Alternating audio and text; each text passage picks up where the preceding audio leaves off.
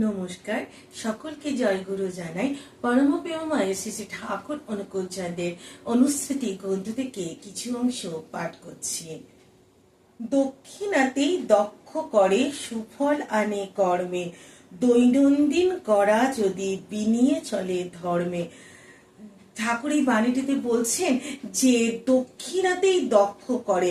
দক্ষিণা কথার অর্থ হলো যে কিছু দেওয়ার মাধ্যমে আমাদের নিজেদেরকে দক্ষ করে চলা।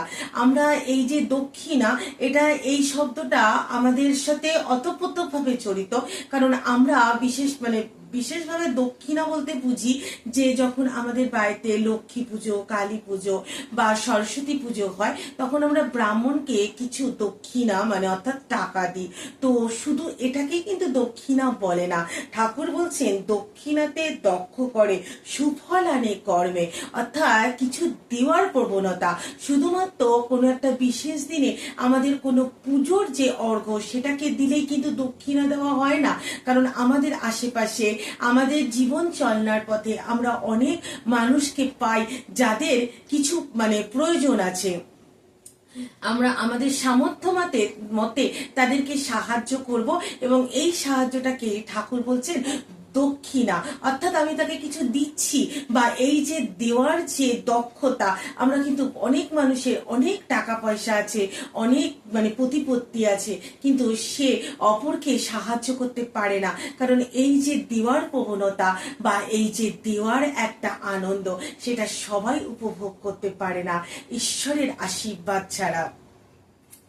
এই দৈনন্দিন করা যদি বিনিয়ে চলে ধর্মে, অর্থাৎ এই ঠাকুর বলছেন যে ধর্ম কাকে বলছে। ধর্ম তো হলো আমাদের বাঁচা বাড়া, আমরা নিজেরা বাঁচবো এবং অপরকে বাঁচতে সাহায্য করব। তাহলে এই যে আমরা আমাদের আশেপাশে যেসব অসহায় মানুষ আছে, তাদের যখন আমরা কিছু দিচ্ছি এবং এই দেওয়ার ফলে আমাদের মধ্যে ধর্মবোধ জেগে উঠছে, অর্থাৎ ভালো কিছু করার যে বোধ বা ভালো কিছু করার যে প্রবণতা। আর দৈনন্দিন জীবনে অর্থাৎ প্রত্যেক দিন যখন আমরা এই যে দক্ষিণা দিচ্ছি বা আমরা ভালো কিছু করার চেষ্টা করছি, তখন আমাদের জীবনে কর্মে আমরা পটু হচ্ছি, এবং আমাদের জীবনে আমরা ভালো করলে আমরা তো ভালো পাবো, তাই আমাদের জীবনটাতেও ভালো হয়ে উঠছে। সমস্ত কুপ্রভাবটাকে বাদ দিয়ে আমরা ভালোর পথে নিজেদেরকে পরিচালনা করতে পারবো। তাই এই দক্ষিণার মাধ্যমে আমরা যেন দক্ষ হয়ে উঠি। তাই ঠাকুর এই কথাটি আমরা অনেকেই আছি যারা আমরা ঠাকুরকে ভালোবাসি বা ঠাকুরের সৎসঙ্গে যাচ্ছি, কিন্তু ঠাকুরের এই বাণীগুলোকে আমরা জীবনে আয়ত্ত করি না। আমাদের প্রত্যেকের উচিত যে ঠাকুর কি বলেছেন, ঠাকুরের এই বলা কথাগুলোকে আমাদের জীবনে আয়ত্ত করে জীবনকে পরিচালনা করা, তবে কিন্তু আমাদের জীবনটা অন্য গতিতে প্রভাবিত হবে। নমস্কার, জয় গুরু।